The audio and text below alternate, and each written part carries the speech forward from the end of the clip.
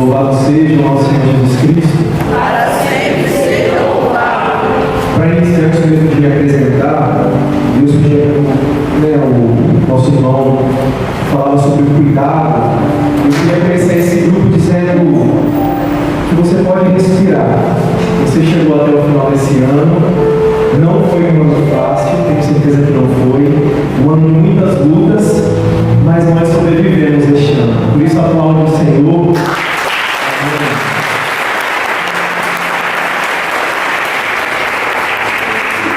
E eu já quero profetizar um tempo de vitória na sua vida. Amém. Para quem me conhece, eu me chamo Arthur, eu sou seminarista, estou já há 5 anos na caminhada, cada vez mais perto, cada vez com mais medo de ser padre, mas Deus vai fazendo forte, né? Estou já no 2º ano de teologia, então faltam 3 para me tornar padre. Tenho 28 anos e sempre gosto de lembrar que eu sou fruto desse grupo de oração. A minha vocação não só nasceu daqui de dentro, como a minha vida foi salva muitas vezes por esse grupo, em momentos que muitos nem sabem, como ano passado, por exemplo, quando esse grupo eu tive fora do seminário, salvou a minha vida muitas vezes, que a gente estava aqui cantando, o sorriso no rosto, mas só Deus sabia as lutas verdadeiras. Mas amém, eu não vim falar muito de mim hoje não, vou falar de Deus. O tema dessa noite é tempo de renovar a esperança. E para iniciar, eu quero dizer que o Natal, diferente do que muitos pensam, não é um dia. O Natal é um tempo, e é um tempo propício para a nossa esperança ser renovada. O Natal ele começa no dia 24, no dia 25, onde nós comemoramos o nascimento de Jesus. Jesus veio nos visitar. Não é dia para que ninguém se sinta sozinho. O menino Deus veio ao nosso encontro, entrou na história. Mas ele entrou por uma família humana, a Sagrada Família. Por isso, no dia 30 esse ano, vamos comemorar a Sagrada Família. Depois, no dia 1º, como Jesus é Deus e Maria é mãe de Jesus, Maria é mãe de Deus. Então, no dia 1º, Maria é mãe de Deus. Depois vem a Epifania, os reis magos, os pagãos vão ao encontro. Antes era só o povo judeu, a linhagem de Israel. Agora Jesus atrai todos os pagãos, todas as nações para o seu encontro. Epifania do Senhor. E por fim, Jesus, nós celebramos ele que entra na fila dos pecadores sem precisar, porque não tinha pecado, para ser batizado, para adentrar nas águas da nossa humanidade. Esse é o tempo do Natal, um tempo que Jesus quer cuidar da nossa vida.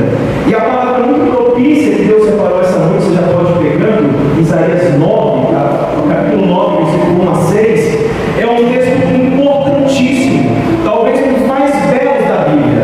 Primeiro, porque é um oráculo messiânico. Segundo, porque no dia 24 à noite, na missa da noite de Natal, nós temos 3 missas no dia 24. E a missa da noite, da noite de Natal, nós vamos ler a primeira leitura.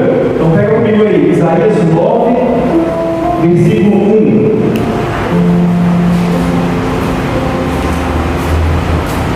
Faz parte de um conjunto de textos conhecido como o livro de Emanuel.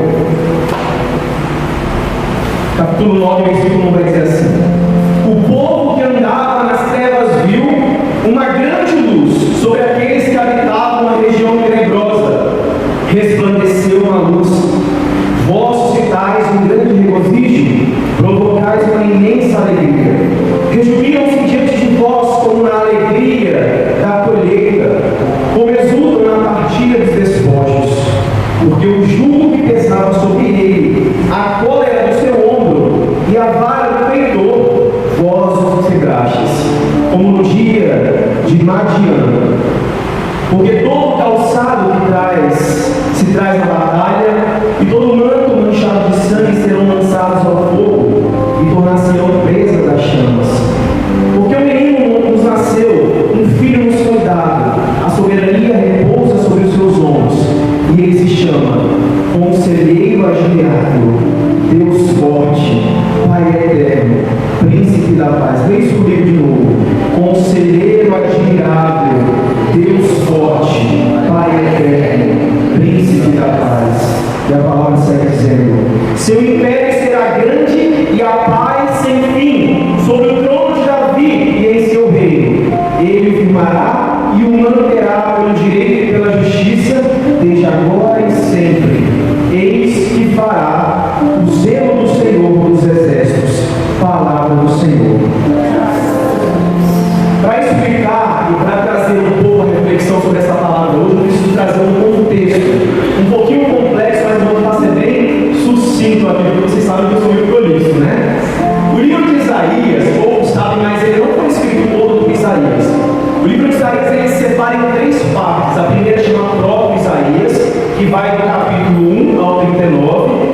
segunda é Deutero-Isaías, o próprio Isaías, o primeiro Isaías, foi escrito antes do exílio da Babilônia. O Deutero-Isaías, o segundo Isaías, é escrito durante o período do exílio da Babilônia, que vai do 40 até os 55. E o trito Isaías, ou o terceiro Isaías, escrito dos 56 aos 66 capítulos, é no pós-Babilônia, pós-exílio da Babilônia. Ou seja, primeiro momento de Isaías, Isaías escreve oráculos, depois os discípulos de Isaías, um conjunto de pessoas lendo Isaías, fazem mais oráculos e assim sucessivamente. 3 partes. E qual é o contexto que esse livro foi escrito? Houve um tempo na história de Israel que se chama Reino Unido. É o período dos reis. E no período dos reis, cujos reis foram, no Reino Unido, Saul, depois Davi e Salomão, nesse período, esses 3 reis tiveram uma façanha de manter as 12 tribos de Israel unidas. Foi um tempo de muita unidade entre Israel. Isso acaba quando Salomão morre. Quando Salomão morre, se divide entre Reino do Sul e Reino do Norte. Lembrando, Reino do Norte, Israel, e Judá, Reino do Sul, cuja capital, Jerusalém. No Reino de Judá, até agora deu para entender, não é? Se dividiu o Reino do Sul e do Norte. Judá, que é o Reino do Sul, capital Jerusalém, reinavam os descendentes de Davi. E naquele período, quando Isaías escreve essa profecia, governava um rei chamado Acaz. Acaz estava na iminência de ser invadido, porque ele não quis se aliar com os 2 reis para uma batalha que ele achava injusta. E assim havia uma iminência de um ataque. Acaz estava amedrontado em período de guerra. E Isaías escreve esse oráculo para Acaz. Isaías, ele quer dizer com esse oráculo então, a guerra que estava se estabelecendo, ela haveria de terminar. Era para acalmar o coração de Acaz. Acaz, calma. Esta guerra que está aí entre sul e norte, que depois inclusive vai se, como consequência, não sei se você se lembra, a samaritana no poço, que tinha uma briga com os judeus, tudo começa nesse período de divisão. Acaz, levantado, tem então esse consolo do profeta, porque o profeta é aquele em tempo de guerra, acalma o coração daqueles que lideram, e ele diz: calma, a guerra será vencida. O teu reino não acabará, o reinado de Davi não acabará, a guerra vai chegar ao fim. Qual é a intenção então de Isaías com esse texto e com esse oráculo? Havia a esperança de que viria um futuro rei, descendente de Davi, para governar com justiça, segundo a lei de Deus. É a luz que chega e trará uma grande alegria. É por isso que logo no início vai dizer: o povo que andava nas trevas viu uma grande luz. Lembrando que no Natal, no dia 21 de dezembro, aonde Jesus nasce, é o solstício de inverno, ou seja, é a noite mais longa e o dia mais curto. Jesus é essa luz que nasce, rompendo com a escuridão. Mas calma, porque quando Isaías escreve, ele não se referia a Jesus. Aí muitas pessoas leem e pensam imediatamente em Jesus.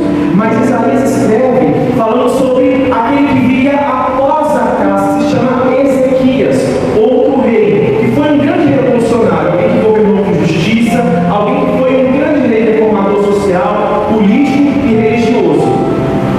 Passou um tempo, esse é o contexto histórico, né? Para tentar resumir, porque é muita coisa. Passou um tempo, 1000 anos depois, mais ou menos, no dia 25 de dezembro. E aí vem uma polêmica, né? Porque segundo os estudos não foi no ano 0, foi em 7 anos de Cristo que Cristo nasceu. Mas fica para outro momento, porque isso aí é um estudo recente. Nasce então o menino Deus, e o mundo se divide entre antes e depois. O Antigo Testamento deu ao Novo seu, está muito fraco, hein? Deu ao Novo seu, o Antigo Testamento dá ao Novo seu lugar. E a partir daquele momento, o povo começa a interpretar aquilo que havia sido escrito no Antigo Testamento a partir de Jesus. E aquela profecia que antes se referia àquele rei Ezequias, começa a ser lida a partir de Jesus. Porque veja só o que diz no último capítulo, no último versículo: seu império será de grande paz, paz sem fim, sobre o trono de Davi em seu reino. Ele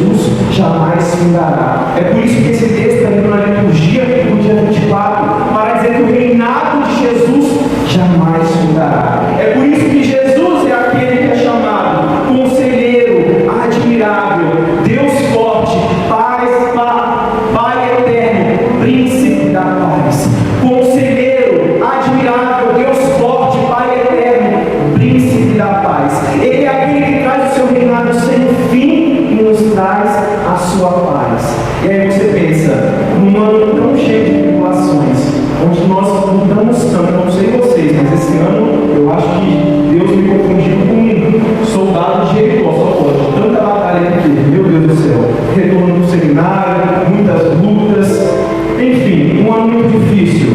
E aí você se pergunta, que paz é essa que Jesus veio nos trazer? E aí eu quero ir bem direto ao ponto, porque hoje nós vamos rezar bastante.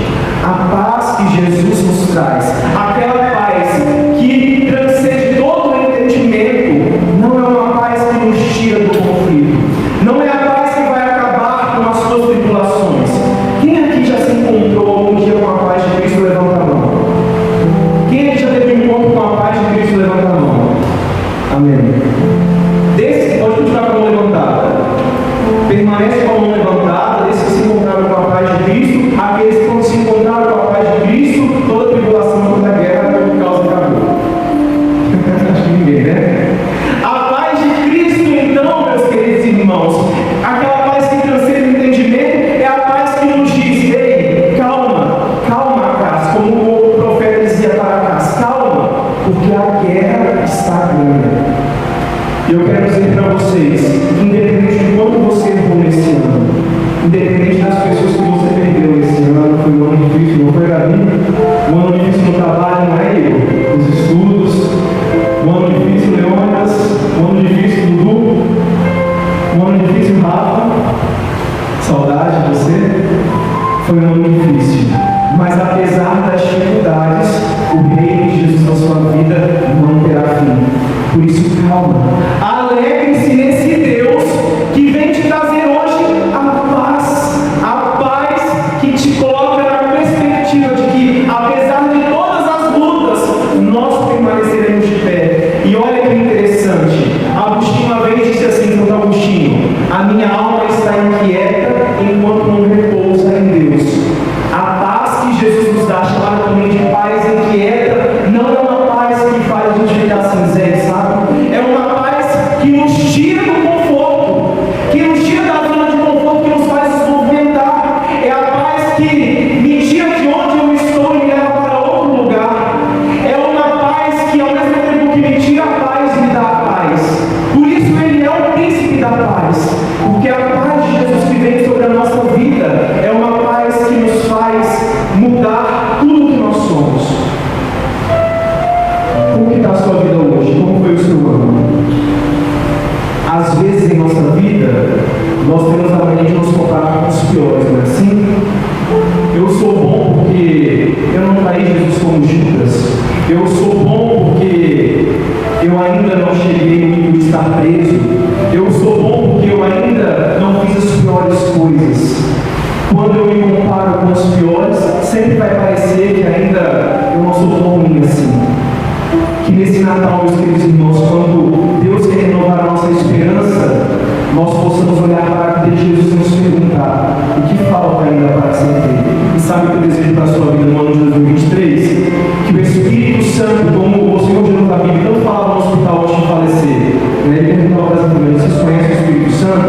Eu desejo que o Espírito Santo no ano de 2023 te ensine pelo amor, mas se não for pelo amor, que seja pela dor, que seja pelas perdas, que seja pelos percalços da vida, mas que você aprenda que Jesus é a nossa única esperança e que só a paz dele torna a nossa vida. E que apesar de tudo que nós vamos passar, que muitas crises virão, Jesus renova todos os dias as nossas forças. É um tempo novo, eu profetizo vitória, porque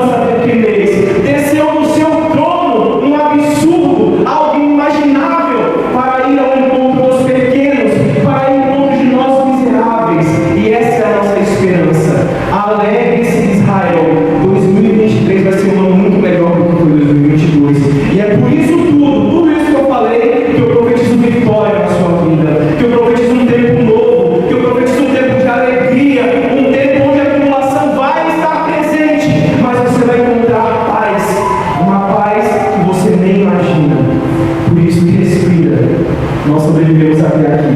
Até aqui o Senhor nos ajudou. Que venha 2023, que venha com tudo, porque nós estaremos de pé, ou melhor, de joelhos, diante do Príncipe da Paz, Deus forte, Pai eterno, conselheiro admirável. Amém. Levanta, porque agora nós vamos rezar. Feche os teus olhos.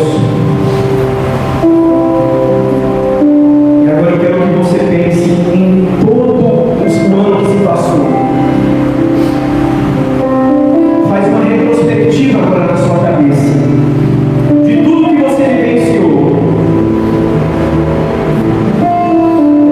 Lembra das lutas, lembra das alegrias, lembra das pessoas que você perdeu, lembra das lágrimas que você derramou, lembra das vezes que você se sentiu abandonado, lembra das vezes que você achou que não havia mais esperança, talvez pensou em tirar sua própria vida. Lembra de quantas vezes você já se viu desesperado esse ano. E olha onde você chegou, olha onde você está, na casa do Senhor, quase 11 horas da noite, ou melhor, você passaram de 11 horas da noite, e você está aqui, sobrevivente. Eu quero que você se recorde agora do ano em que você encontrou Jesus. Lembra do seu encontro com Deus. Talvez foi um retiro, talvez foi uma experiência de oração. O meu foi em 2011, no JC, aqui da paróquia, quando Jesus me conquistou. E olha a sua vida desde então, o que aconteceu com ela. Quantas vezes você caiu, quantas vezes você errou. Sim, Senhor Deus, nós caímos tantas vezes, nós erramos tantas vezes, mas Jesus, a sua glória permaneceu. Os seus passos, Senhor Jesus, hoje, que se aproximam de nós, não são passos de condenação, não são passos de derrota, são passos de